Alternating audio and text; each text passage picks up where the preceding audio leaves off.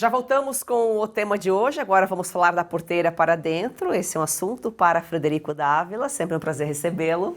Obrigado, Joyce, obrigado você que está aqui no Força do Agro conosco toda terça-feira, conhecendo da porteira para dentro. Feijão perde preço e desestimula o produtor. Feijões ditos comerciais. Mais oferta no mercado, com a colheita da segunda safra, fez o preço despencar. É a lei da oferta e demanda, né, Frederico? A história é aquela que nós sempre falamos aqui, né, Joyce? Todo vale precede um pico, todo pico precede um vale, né? A gente só não sabe quanto que dura o pico e quanto que dura o vale, mas eles sempre se precedem. No ano passado, aqui no Brasil a gente tem 3 safras de feijão, tá certo? Mas no ano passado, nós tivemos os preços da soja muito baixos, né? Principalmente no momento do produtor decidir a cultura que ele ia plantar no verão. E aí muita gente, principalmente no Paraná, aqui no estado de São Paulo, algumas regiões de Santa Catarina, foram para o feijão porque o feijão tem uma margem maior. E os preços do feijão naquela ocasião estavam muito bons. Acontece que o clima foi tão favorável que teve uma superprodução de feijão. E essa superprodução de feijão causou uma enchente no mercado, e essa enchente no mercado derruba os preços.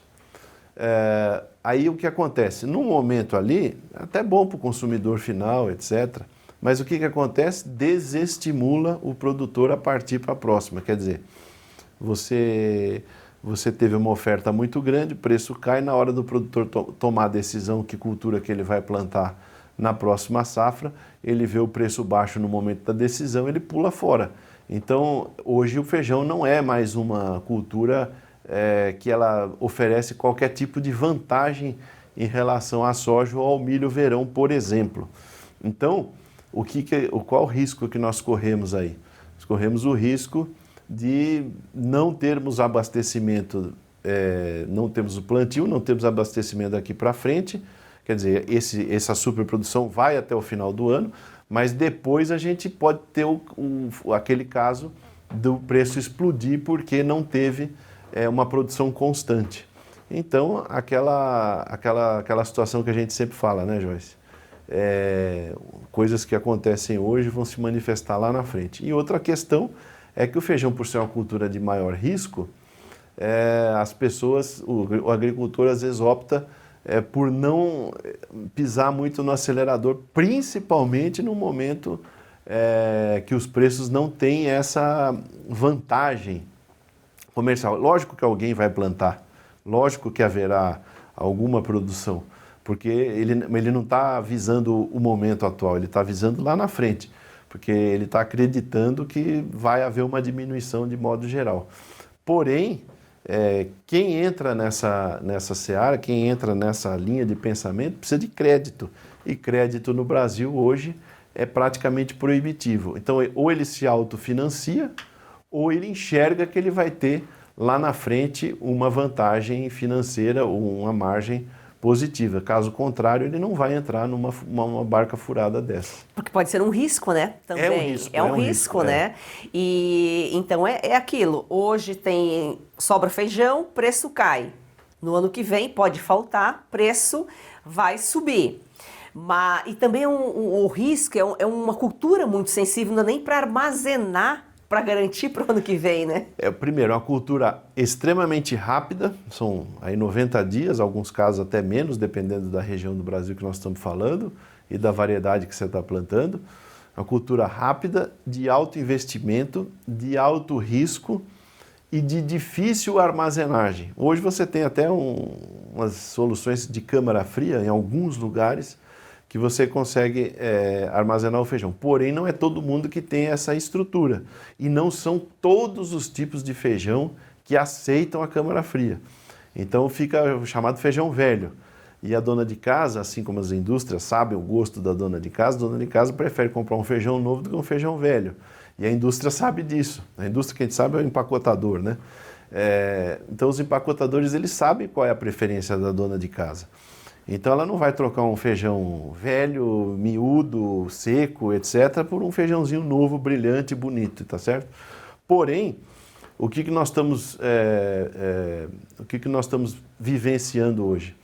Dificilmente aquele produtor que não estiver muito bem capitalizado vai entrar na cultura do feijão. Ele tem que estar capitalizado e também acreditando que vai melhorar da metade do ano para frente.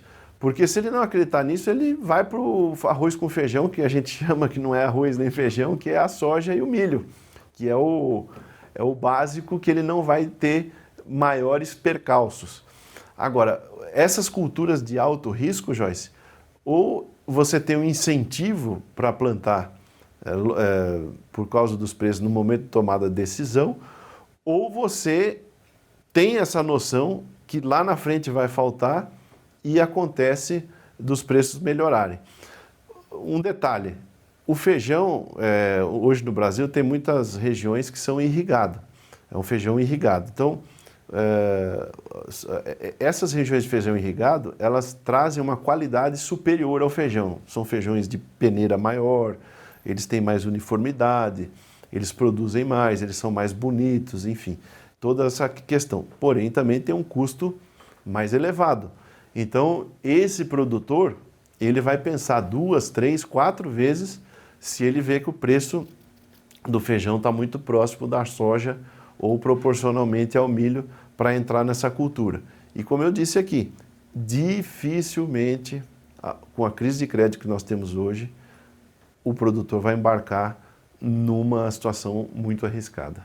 E esse feijão de melhor qualidade que você falou, mais graúdo, mais bonito, mais uniforme, tem um preço melhor, mas ele tem uma oferta também mais limitada, né? Exatamente, porque as áreas irrigadas não são tão grandes quanto as áreas de sequeiro.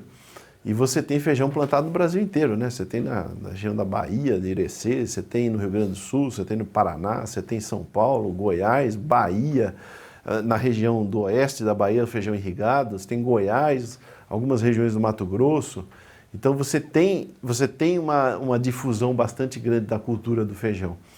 Agora, é uma alimentação tradicional do prato do brasileiro, é uma necessidade básica que está na cesta básica, seja o feijão carioca ou preto ou os outros tipos de feijão, mas que, apesar da gente ter 3 safras, né, do feijão no Brasil, por exemplo, esta safra que o produtor apostou mais no feijão, essa safra passada, que apostou mais no feijão, se o clima não tivesse corrido muito bem, provavelmente o preço do feijão tinha estourado, porque só iam restar as produções das áreas irrigadas.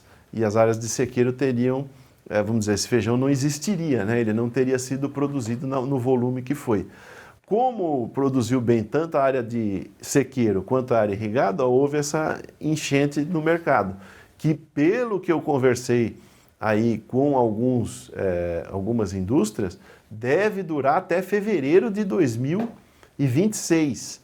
Então, o produtor que tiver antenado nessa situação aí, ele dificilmente ele vai botar o pé no acelerador em relação a isso, Joyce. Quem fizer vai fazer de forma comedida e porque tem condições financeiras de sustentar uma lavoura cara dessas.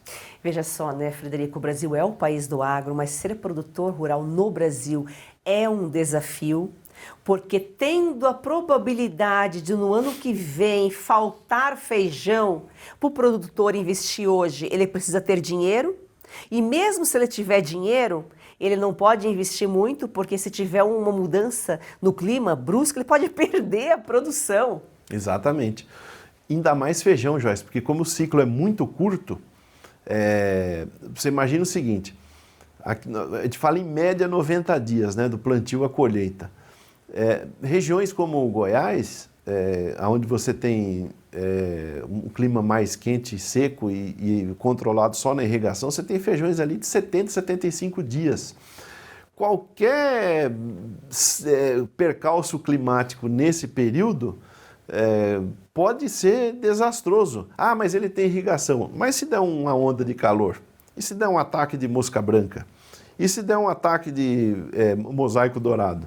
Então, são coisas que acontecem que aí aquilo ali do 1, que é a produção cheia, você vai para o 0 facilmente, ou para níveis muito baixos. E isso faz muita diferença, porque o volume de feijão no Brasil ele é estável há muitos anos, ele não oscila, o consumo do brasileiro praticamente não oscila, não aumenta, mas também não cai muito. Então qualquer detalhinho a mais ou a menos faz muita diferença no preço final. Essas condições climáticas que a gente observa, ou condições fitossanitárias, ou intenções de plantio como aconteceram na safra passada, podem mexer muito no mercado do feijão e elas respondem muito rapidamente, né? Aquilo que a gente experimenta aqui hoje, de uma determinada situação, ela vai se manifestar ali, depois de 3 ou 4 meses, ela já está se manifestando ali na prateleira. O agro é uma indústria céu aberto, então cheio de incertezas. Obrigada pelas suas informações, Frederico, até a próxima. Obrigado a você, Joyce, obrigado a você que nos assiste aqui no A Força do Agro, conhecendo da porteira para dentro.